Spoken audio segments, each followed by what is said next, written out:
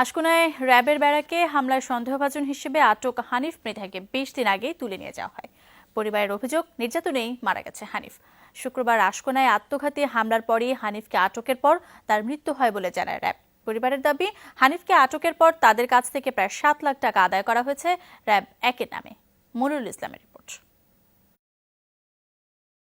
শুক্রবার র্যাবের ব্যারাকে হামলার পরপরই সন্দেহভাজন হিসেবে আটক দেখানো হয় হানিফ মৃধাকে।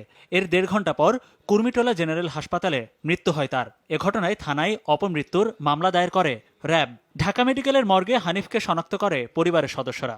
তারা জানায়, ২৭ ফেব্রুয়ারি বরিশাল থেকে ঢাকায় আসার পথে আইনশৃঙ্খলা রক্ষাকারী বাহিনীর পরিচয়ে তুলে নেওয়া হয় হানিফ ও তার বন্ধু সোহেল মন্টুকে। তার পরদিন ২৮ ফেব্রুয়ারি একটি মাইক্রোবাসে করে হানিফকে হাতকড়া পরিয়ে নেওয়া হয় রাজধানীর রায়ের বাজারের বাসায়। র্যাব পরিচয়দানকারী দুজন এ সময় হানিফের মোটরসাইকেলটিও নিয়ে যায়। রাতে বাসায় আসছে, বাসায় এসে তালামালা ভাঙ্গে ঢুকছে, ঢুকে মনে হয় এই মোটরসাইকেলের চাবি বিছাইছে, বুঝছেন?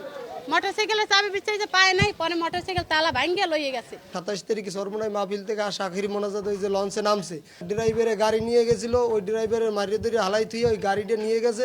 পরে রাত্রে ১২টা সাড়ে ১২টার দিক দিয়ে বাসা আইয়া ওই বাসা কিছু খুঁজা ওই মোটরসাইকেল ছিল নিচে একটা পালসার। হানিফ ও তার বন্ধুকে তুলে নেওয়ার ঘটনায় এ মাসের ৪ তারিখ জিডি করা হয় নারায়ণগঞ্জের সিদ্ধিরগঞ্জ থানায়। সবশেষ গেল বুধবার সকাল ১০টার দিকে হানিফকে ফের রায়ের বাজারের বাসায় নেওয়া হয়। কালো রঙের র্যাব ১-এর একটি গাড়ি ও আগের সাদা মাইক্রোবাসে তাকে নেওয়া হয় বলে অভিযোগ পরিবারের। হুমকি ধমকি দিয়ে এ সময় নিয়ে যাওয়া হয় প্রায় ৭ লাখ টাকার দুটি চেক। একটা ৩ লাখ, একটা ৩,৭০,০০০।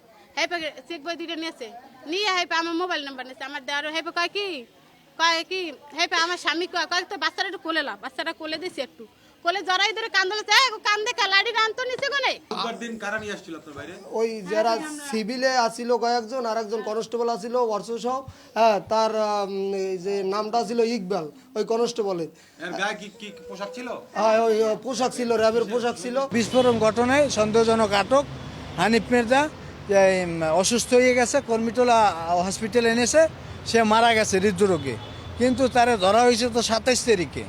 আর এই ঘটনায় সে কিছু জানেই না এবং প্রাইভেট কার নিয়ে গেছে, মোটরসাইকেল একটা পালসার সেইটা নিয়ে গেছে।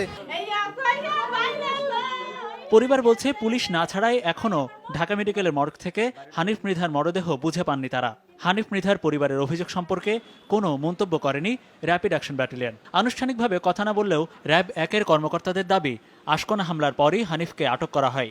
মারা যাওয়ায় তার কাছ থেকে কোনো তথ্য পাওয়া যায়নি। মনিরুল ইসলাম, যমুনা নিউজ, ঢাকা।